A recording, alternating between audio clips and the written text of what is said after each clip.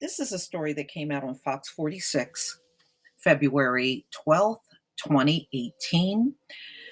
Opioid deaths contribute to record rise of organ donations. So there's a lot of people that are overdosing, and their organs are now being used for transplants.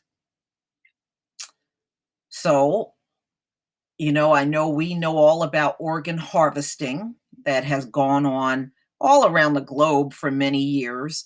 Now they are taking advantage of the opioid deaths to get the organs they need. All right. So, a record amount of organ donations are being seen across the country due to the opioid plague. The Carolinas are basically mirroring the national trend.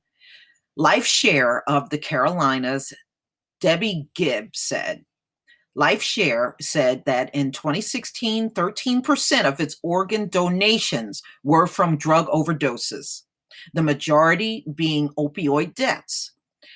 That number jumped to 21% in 2017. Jonathan Ledbetter, 19, died from an opioid overdose, fentanyl, in his hometown of Shelby in November 2017. His heart, liver, and 2 lungs each saved a life, according to LifeShare. He was always willing to jump in and help, his mother, Jane Ledbetter, said. And his organ donation was the very last thing that he could do to help people.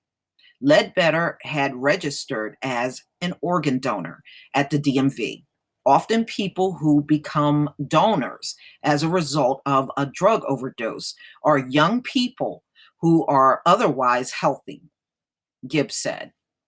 Their organs are certainly viable and suitable for transplantation.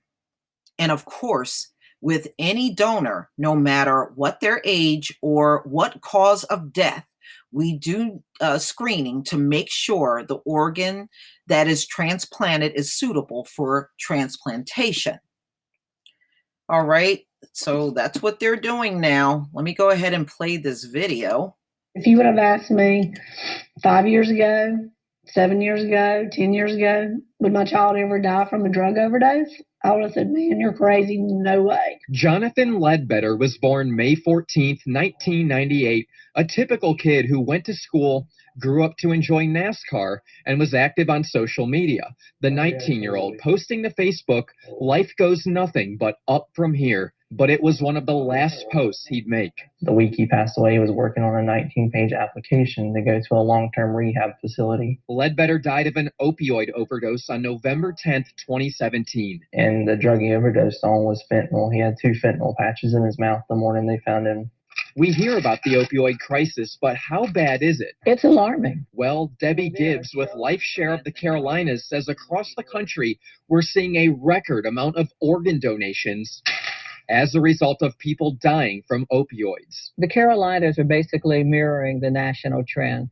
LifeShare says 13% of its organ donations in 2016 were from deadly drug overdoses, a majority of them opioids. In 2017, that number jumped to 21%.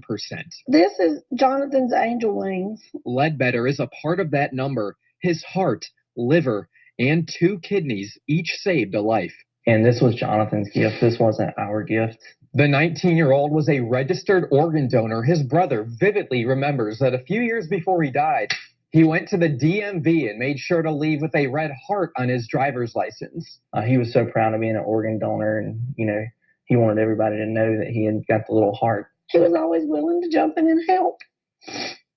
And his organ donation was the very last thing that he could do to help people. A loss his family will never get over. The problem just seemed like it just really escalated overnight. They're sharing his story to raise awareness. So many signs that were there that we didn't see at the time, that we were so blindsided by. And hopefully one day they plan to meet the people whose lives he saved. In Shelby, David Centendry, Fox 46, Charlotte. So, as you can see, the number of donations from these drug deaths are now making its way through organ donation. So, hey, tell me what you think. Please leave your comment and subscribe. Don't forget to hit on the notification bell twice and join me over on blackspot.com and Black Junction TV. Peace, family.